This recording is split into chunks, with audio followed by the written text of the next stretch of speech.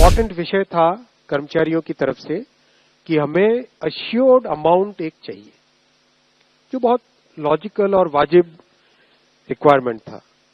50% assured pension, ये इस UPS का सबसे पहला पिलर है। इस फुल पेंशन के लिए जो क्वालिफाइंग सर्विस रहेगी वो रहेगी 25 इयर्स।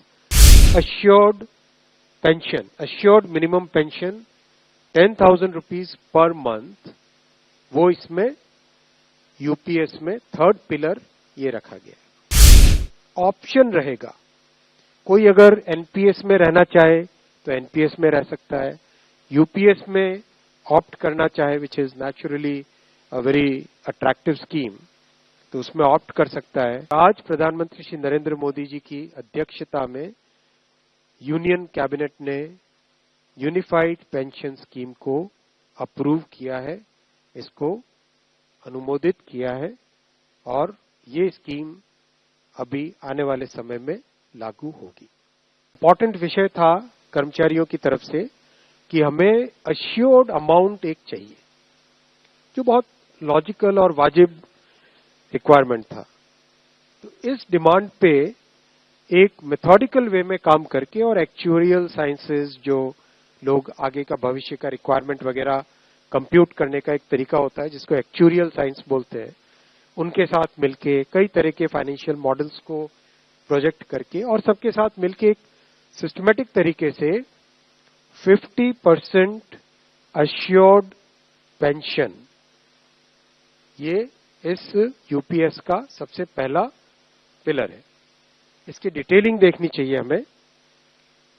जो ये अमाउंट मिलेगा वो रिटायरमेंट से पहले के 12 महीनों की एवरेज बेसिक पे का 50% होगा। मैं रिपीट कर रहा हूं, अश्योर्ड पेंशन का जो अमाउंट है that will be the average of basic पे ऑफ 12 मंथ्स बिफोर सुपर एनुएशन, उसका 50% होगा। और इस फुल पेंशन के लिए जो क्वालिफाइंग सर्विस रहेगी वो रहेगी 25 इयर्स, यानी 25 वर्ष तक अगर किसी ने काम किया है, सेवा की है, तो उसको फुल पेंशन यानी जो ये अश्योर्ड पेंशन का अमाउंट है वो मिलेगा। 25 साल से अगर कम है लेकिन 10 साल से ज्यादा है तो उसमें प्रोपोर्शनेट पेंशन रहेगी, प्रो रेटा वो पेंशन का अमाउंट बनेगा। जो कभी किसी कर्मचारी की डेथ हो जाए तो फैमिली पेंशन एक बहुत बड़ा, स्पाउस के लिए ये बहुत बड़ी एम्प्लॉयज की एक रिक्वायरमेंट थी, डिमांड थी। तो सेकंड पिलर इस यूपीएस का है अश्योर्ड फैमिली पेंशन। किसी भी कर्मचारी के डिमाइज से पहले, इमीडिएटली पहले जो पेंशन थी, अमाउंट था, उसका 60% मिलेगा एम्प्लॉय के, डिसीज्ड एम्प्लॉय के स्पाउस को। ये सेकंड पिलर है। थर्ड पिलर है अश्योर्ड मिनिमम पेंशन।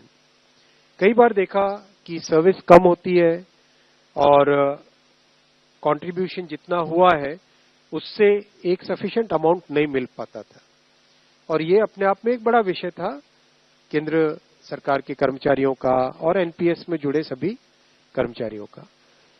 इसीलिए एक minimum assured pension, assured minimum pension 10,000 rupees per month, वो इसमें यूपीएस में थर्ड पिलर ये रखा गया। इसके साथ आगे वाले पॉइंट को जोड़ के करेंगे तो अगर डीएनएस रिलीफ यानी महंगाई से रिलेटेड रिलीफ जो मिलेगी तो वो आज की तारीख में होते होते करीब 15,000 रुपए पर मंथ हो जाती है, which is a substantial relief part of this entire pension system. Fourth pillar है इन्फ्लेशन के साथ इंडेक्सेशन। जैसे केंद्र सरकार के एम्प्लॉयज के लिए सैलरी में डीएनएस अलाउंस होता है, उसी पैटर्न पे जो इंडेक्स है, सेम इंडेक्स को यूज करके all India consumer price index for industrial workers, इसको यूज करके assured pension, assured family pension और अश्योर्ड मिनिमम पेंशन, इन तीनों के तीनों जो आपने पिछले पेज पे तीनों पिलर्स देखें, assured pension, assured family pension और अश्योर्ड मिनिमम पेंशन। इन तीनों के ऊपर इन्फ्लेशन इंडेक्सेशन डीएनएस रिलीफ के बेसिस पे मिलेगा, डीआर, डीए की जगह डीआर, डीएनएस रिलीफ। पांचवा पिलर है इस स्कीम का lump sum payment at superannuation in addition to gratuity. ये एक तरीके से बहुत ही इंपॉर्टेंट और बहुत ही बड़ी एक रिलीफ मिलेगी। जब सुपर एन्युएशन होता है तो उसके बाद में इंसान अपनी लाइफ को प्लानिंग जिस तरह से करना चाहिए तब कई बड़े खर्चे आते हैं, इसलिए ये लंप सम एक अमाउंट तय किया गया। यह है कि हर 6 महीने की सर्विस के लिए मंथली इमोल्यूमेंट्स विच मीन्स पे एंड डीए कंबाइंड, उसका 10% अमाउंट। तो ये एक अपने आप में सब्सटैंशियल एक अमाउंट रह जाएगा। जैसे मान लीजिए किसी का 30 इयर्स की सेवा है तो उसमें करीब करीब 6 महीने की सैलरी, सोमनाथन साहब दैट्स करेक्ट ना, करीब करीब 6, तो उसको 6 महीने की इमोल्यूमेंट्स जो उसकी रहेगी पे प्लस डीए मिला के वो एक लमसम अमाउंट की तरह मिलेगा। ये 5 पिलर्स को लेके आज यूनिफाइड पेंशन स्कीम अप्रूव हुई है। ये स्कीम केंद्र सरकार के करीब 23 लाख कर्मचारी, करीब 23 लाख एम्प्लॉइज हैं, उनको इसका बेनिफिट मिलेगा। ऑप्शन रहेगा, कोई अगर एनपीएस में रहना चाहे तो एनपीएस में रह सकता है, यूपीएस में ऑप्ट करना चाहे which is naturally a very attractive scheme तो उसमें ऑप्ट कर सकता है। प्लस राज्य सरकारें अगर इसी फ्रेमवर्क को, इसी आर्किटेक्चर को यूज करना चाहे तो राज्य सरकारें भी इस आर्किटेक्चर को यूज कर सकती है।